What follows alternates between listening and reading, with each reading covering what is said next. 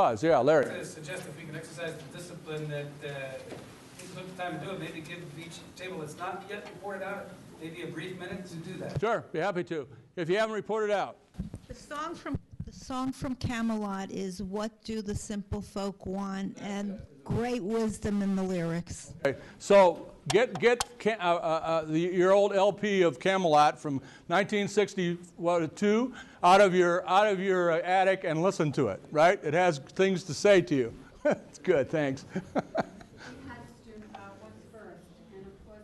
What's first is over here. This topic. What's first? What's first? We put down students are first. Need trustee passion about the students first. We had some questions. How well are we doing in our classrooms? How well are we doing in supporting the classroom experience? So learning and teaching were very important.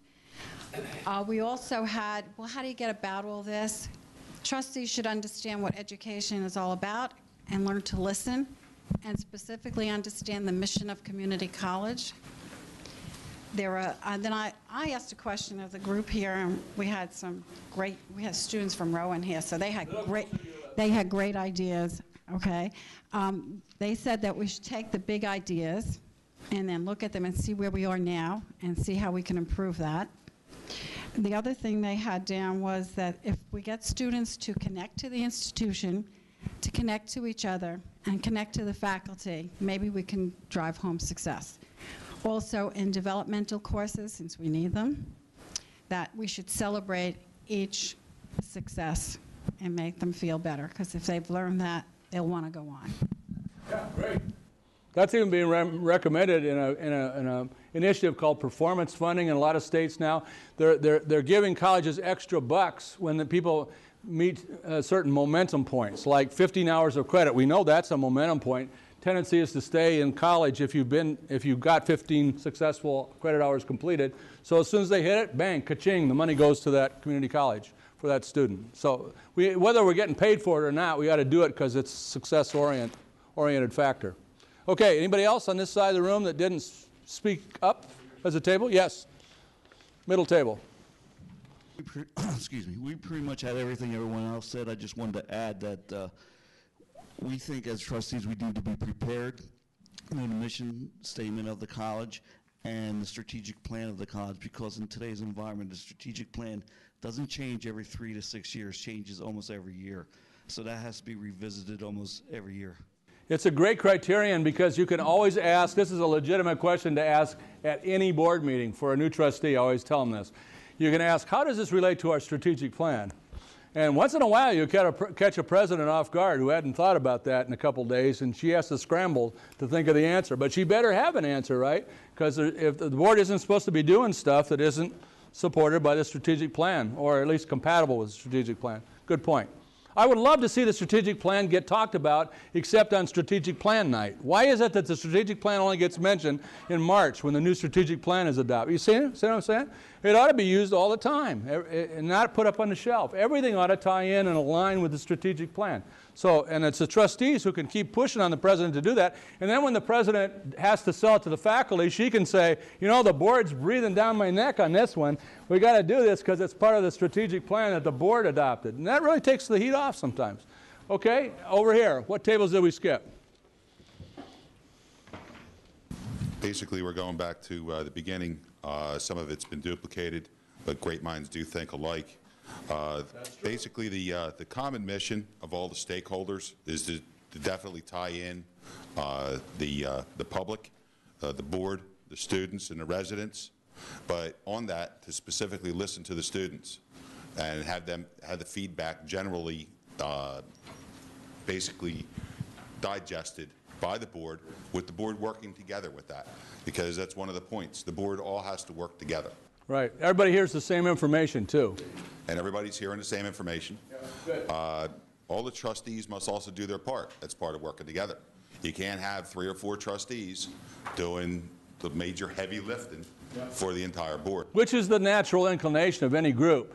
If you've got a board where some of the members are dogging it, well, welcome to the world. That's just the way the world is. But that doesn't mean you have to be satisfied with that. You can get them excited about something, and then pretty soon you know they're doing something. They're an active member of the board. Go ahead. It's human nature. The one thing that our table did come up with that I didn't hear in a redundancy is an actual game plan. In these hard economic times, you have, the lead dog. You have the state entity of 19 colleges.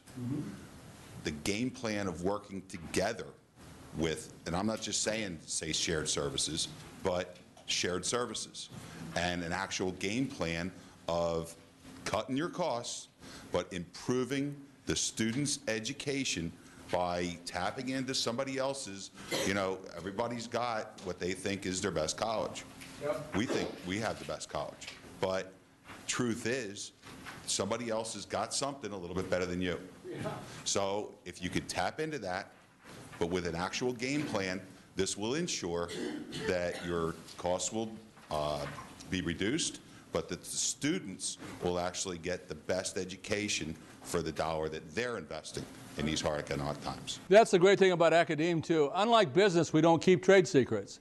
If a history professor, or let's say a freshman composition professor, has a writing exercise that's surefire and works every time, guess what she's going to do? Hide it from her peers? Heck no. She writes it up as a paper and goes and reads it at their annual meeting, right? Saying, here's my idea. Here's how it works. Take it, steal it, use it. So that's another strategic advantage of academe. We can borrow from each other and there's no disgrace, right? It's called, Pete Seeger had that down right, by the way. He said plagiarism is the foundation stone of every great civilization. And all he was saying is it's stupid not to take somebody's good idea and try to make something of it, right? But we don't do enough of that, and that's your table's point. Good point. Who else? Okay. Well, I've done all I need to do. I hope we've opened some issues up for you to think more about. Oh yeah, Marcia's holding up a sheet. Some issues that you might raise at future board meetings, and in doing that, you will be helpful to the president, and you will be helpful to your other board members. You get that as kind of a parting gift from me as you walk out the door tonight. It's borrowed. Didn't I just say borrow? It's not something that I wrote. But when I saw it, I thought, ooh, this is really good. I wish I'd written this and I could use it in New Jersey. And then I thought, well, why not use it in New Jersey? This is academe, right? We can take each other's ideas and put them to work. So thanks for inviting me. Happy holidays. And I hope everybody had fun this afternoon. That's good. Thank you. Wow. Are you going to go back to snow? Yeah, I am. Shame on you. First point, Larry, he has arrived. Is that correct? Mr. Giddings. The Cabinet Secretary, Lou Gedding, is here. We're going to have dinner, and afterwards he will address us. So let's take everyone to the direction. Follow Amy. Where's our, by the way, I'd like all of our current board members who are also hosts.